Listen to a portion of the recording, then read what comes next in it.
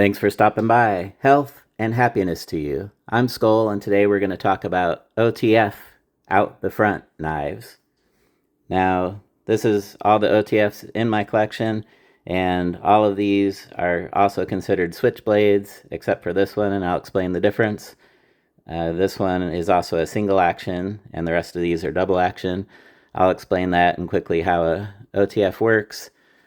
Double action works, and we'll talk about some other things, legal, why OTFs are actually very safe, one of the most safe type of pocket knife, and one of the funnest. So first off, here's a Schrade Viper. I think this is the first OTF that I got. So this is a single action. It fires in one direction, then you have to manually pull it back. So here you just push on the actuator back here, and it fires. It fires nice and hard. And then you have to release this lever to unlock it up here, and then manually pull the actuator back. So because it only fires in one direction, it's a single action. The rest of these, the spring can take it both directions, and we'll see that here in a second. This also has a safety. Red means ready, or red means fire, just like on a firearm. So now the safety's on, it won't go. Safety off, you can see the red. Red means ready. And release the lock up here and pull it back. So this is also considered assisted because this actuator was attached to the blade and travels with the blade. As I push on this, I'm moving the blade just a little bit until the spring takes over. So it's 1%, my thumb's moving the blade, and then the spring takes it 99%, but that's considered assisted. The spring does all the work on these others, so the others are going to be considered switchblades. So this is an assisted single action. Double action means the spring takes it in both directions. The spring does it when the blade actually moves. It's the spring doing all the work. So the way this works, real quickly, is there's a spring in the center, or it can be two springs under tight, tolerant tension. As I give a manly push here, get it going, I'm starting to put tension on the spring until it hits a toggle. So the toggle was anchored here, and as I was stretching the spring, when it hit the toggle, it let go of the spring on this side, so the spring suddenly contracted, and that brought the blade with it out. And then it does the same thing the other direction, but now it switched the toggle to the other side. So now this side's anchored. As I put tension on the spring, I can feel it. I'm pulling kind of hard to put tension on the spring until it hits the toggle. When it finally hits the toggle, it releases it on this side so that the spring can contract again and pull the blade with it. So every time you do it, it's the same spring tension off of the actuator, and then the toggle keeps switching back and forth of which direction it's going to go. So now the toggle's back the way it was before, so now it's anchored here, and when it hits the toggle, it'll release and let it go. If you're new to OTFs, that might look dangerous. Like, for example, at a family meal, we were sitting around the table, and I was demonstrating an OTF at the table, and one of my aunts said, "Be careful with that, because that could shoot into your leg." So because it's kind of fast and loud, you would assume it might be dangerous. But what I did is I picked up a napkin off the table, and I demonstrated that actually it only has enough momentum equal to my thumb pressure, and it only has enough momentum just to get the blade out. So I'm going to fire it into this napkin, and this is just a normal Chipotle napkin from Chipotle. And while I was there, I also got this sweet blade from Chipotle. That's actually a running joke I do. I go, "I got this sweet blade from Chipotle." And sometimes it's funny. Anyway, we're going to fire into the napkin, and it won't even go through the napkin. So there you go. It just pushed the napkin away. It made the slightest little pinprick mark, if you can even see that. And I'll get closer. Try to fire close up, straight through the napkin. There, that time, maybe it's a little bit bigger pinprick. There, I can see it on the camera. But you can see that this flimsy little napkin actually stopped the blade from even going all the way out. So at the most, if this did fire off in your leg, which it would be hard to do because you have to put so much pressure on the switch, it's not going to happen. But if it did happen, you can see that even a flimsy napkin stops it in its tracks. So now it's off track, and the way to fix that is you can just pull it back out and it'll snap back in. So now it's completely good to go again. Reliably fires as long as you're not being impeded by a napkin or anything else. And by the way, this is a unbranded, very ultra budget knife, which actually is pretty high value for what you actually get. It's been so reliable, and it's kind of beefy. It's probably a pretty cheap steel, but it's this oil slick finish, which isn't my favorite, but because of the predominantly blue color on this side and predominantly purple on this side, along with the Punisher logo, it makes it tolerable. Normally I wouldn't like a oil slick. This is the only I had, but the price was right, and as far as I can remember, it was pretty close to only $20 off of Amazon. So I actually carry this now and then, and it's actually a pretty good knife, even though it's the oil slick. I can bear it just because the colors aren't too hideous, the predominant colors, along with the Punisher, that saves it. And it's so large and beefy, and it's been so reliable. So OTFs have been becoming more popular, in part because the map's been getting better. So here's a map I pulled up. Now you need to go research your current laws in your state. Plus you might be watching this years later and the map might have changed. And this map has actually changed a lot since 2015. Knife Rights Organization has made a lot of headway and repealed a lot of switchblade bans. So the map's been getting more and more green over the last 10 years. I'm in Ohio. I know I'm green. You can go check your current laws. And that's when OTFs had really launched in popularity. Microtech had been around since the 1990s with the double action, and they'd been getting the ball rolling, but maybe about 10 years ago they started to go really mainstream and become popular. Even just 6 years ago, you could still find people that hadn't even seen an OTF, but now in 2025 it's finally made the rounds where most people have either seen a video or seen in person an OTF and are familiar with it. So also, Microtech is one of the pioneers in the 1990s. They were one of the fewest brands having commercially available. And they were kind of pricey, but they were worth it for what you got. But you can see the range of prices has filled in with an ultra budget and some other budget options, and then some other brand names at different prices. But Microtech's still one of the highest qualities. They've always had high quality steels. So some of these I got about 10 years ago with LMAX and M390 were considered some of the highest end steels back then, and that was before MagnaCut was invented. But let's keep going real quick and finish talking about all these knives. This is called a AKC. There you can see it, AKC, and if we bring the blade out, there it is, F16 on the blade. So this is a budget option. When I bought this, it was, I think, close to $40, but I just went and checked, and they still have these available on Blade HQ. But the price that was running now is $59. Maybe they have a sale sometimes. But this is, most people would say less than $75 is still considered budget. Maybe I'd call this one ultra budget. And here's a budget option.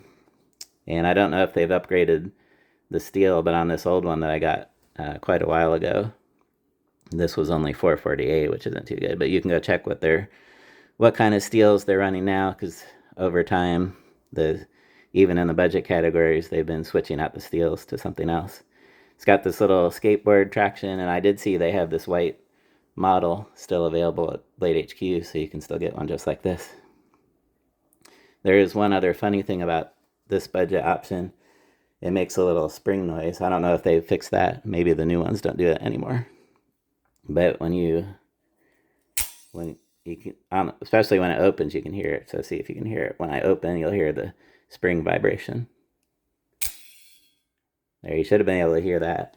So that's not the most pleasant noise, but it's a little quirk of this particular model. You can hear spring vibration unless they've fixed it recently, because I probably got this maybe 7 years ago. This is a Cobra Tech, and I actually got this at the NRA convention in Indianapolis about 7 years ago.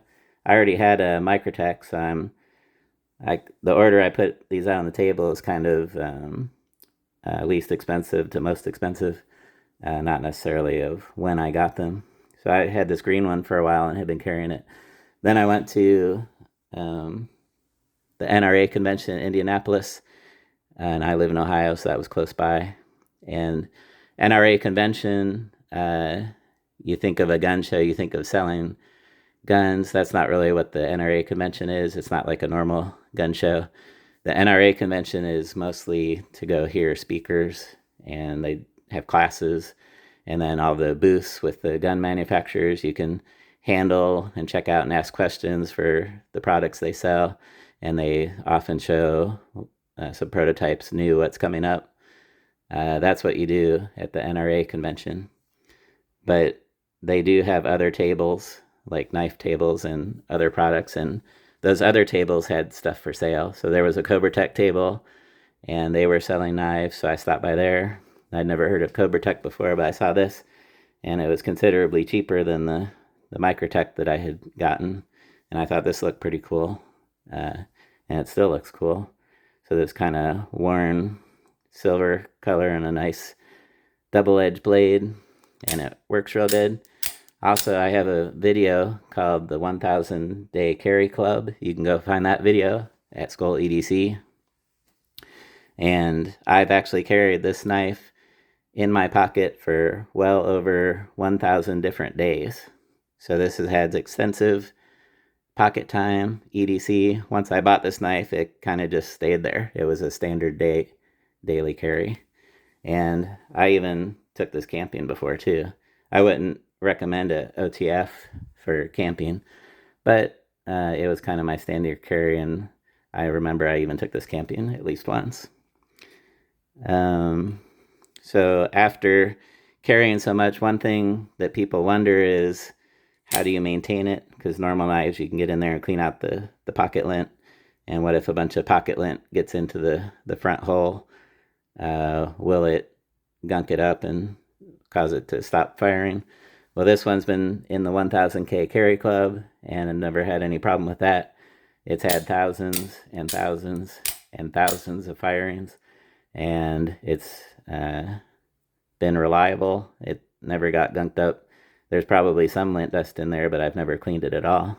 The only issue I ever had, maintenance-wise, is somewhat recently I noticed I was missing some screws. Had popped out and I didn't notice.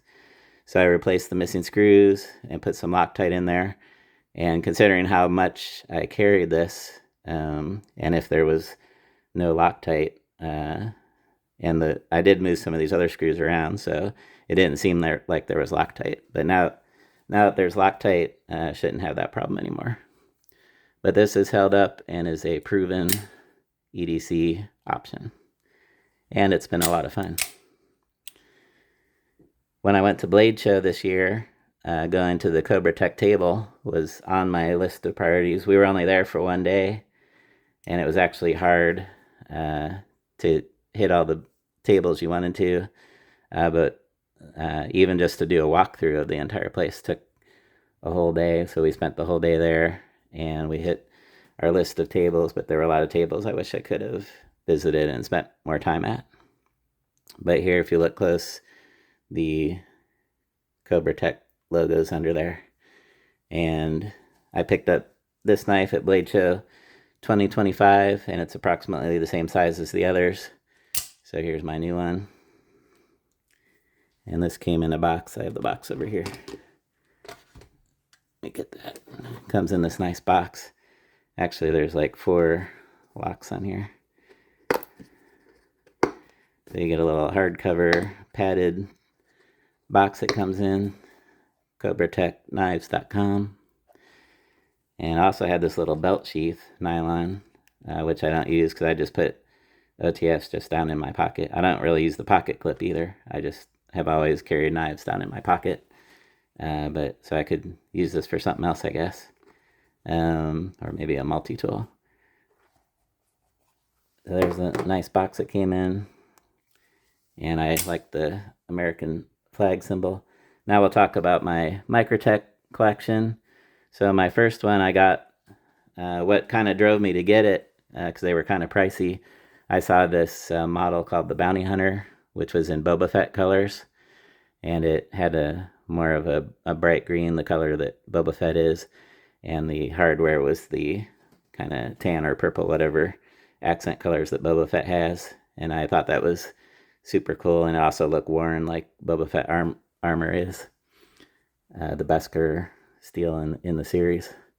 But they were sold out, and I looked around. I couldn't find anything similar, but I did want to get as close as I could to the Bounty Hunter. So I just picked the closest color green I could find, and I said, oh, this will have to do. This will be my Boba Fett knife. But once I got it in hand, I was really impressed. These work really well. You can see this one's a single-sided spear point or drop point, and partially serrated. And then I ended up getting some more Microtech Ultratechs. So the brand name is Microtech, and this particular model is called Ultratech. So it's Microtech Ultratech. If you remember John Wick 1, he had a Ultratech in his sock. I think the purple one was the most recent one I got. But John Wick 1, he had a black Ultratech that he tucked into his sock. You might remember he was getting ready to go to the Red Circle, and he was putting his suit on and getting ready, and he tucked a black Microtech into his sock. And you might remember the knife fight. The big Russian came out of the pool, and he stabbed the Russian guy, and then the Russian guy fell back into the pool, and the knife was still in his shoulder, so John Wick lost his knife, stuck into the big Russian guy. And then in John Wick 2, which is actually, in my opinion, the best of the series so far, they're all really good. And we know John Wick 5 is on the way, and they've got the new Ballerina movie, which was also good. But John Wick 2 is my favorite, and you might remember he visited the sommelier for a tasting to get his gear, and for dessert was the knives, and they brought out a little box of knives, and he picked which one he wanted, and he picked a Microtech Combat Troodon. So I wanted to get one of those for John Wick, because I'm a John Wick fan. So here's a Combat Troodon. You can see the handle's bigger, the blade is bigger. Out of all these, this is the longest blade. So this is very nice. This also might be the most expensive knife that's in my entire knife collection. And then here's a John Wick coin. You can also go look through my videos on Skol EDC, and you can find a cosplay John Wick video. And you'll see that I have a bunch of these coins. I also mentioned that I had gone to Blade Show 2025, or I mentioned that I picked up this Cobra Tech at, I was talking about NRA convention in Indianapolis. When I was there, I stopped by the Microtech table, and that's where I got this keychain that looks super cool. That's the Microtech symbol on a wire loop with a screw down. I had this on my motorcycle keychain for a while. I need to figure out somewhere else to put it. That's very nice. I got that for free at the Microtech table. So as you can see, I got a little collection of Ultratechs, and I'm sure I'll get more OTFs, because OTFs are really good. I've got the live wire on my list, Kershaw live wire, made in the USA, Magna Cut. and definitely interested in OTFs. They're a lot of fun, and they're safe because your hand is always out of the way of the blade. You can operate it safely, even though some people that don't know knives, that might be startling to them. But when you really look at the truth of what's happening here, your hand is safe. You never have your hand in the way of getting cut. And even if that did fire, it actually, like, it wouldn't even go through the flimsy napkin. It's safe. At the worst, you would get a pin prick. This is easy to operate as long as you have a reasonable amount of thumb pressure. Some people don't have quite enough thumb strength because it does require a good oomph on your push. You're putting a lot of tension on the spring to get it to go. So that's one thing. But as long as you have normal, manly thumb strength power, it's easy to operate. And you can see it's a lot of fun, fidgety, funner, safer, and I think we hit all the points I wanted to. We've talked about my entire current OTF collection, and we talked about legal. There was a little bit of history. So OTFs, the concept of having a blade come out the front is over 100 years old, but the modern double action, you can probably credit Microtech and Tony Marfione and his work on the mechanism. And I know there's been additional advancements, like the deadlock has a really good lock, and then Microtech had the zero blade play. So on this cheap one, most of the older ones you can get at least a little bit of wiggle, but a zero blade play, actually this is pretty good. The zero blade play models from Microtech, those were nice and locked up. So they're continuing to make improvements, and since I think I covered everything, I'll stop rambling. And thanks for checking it out. Hope you enjoyed the video, and remember, always carry a knife.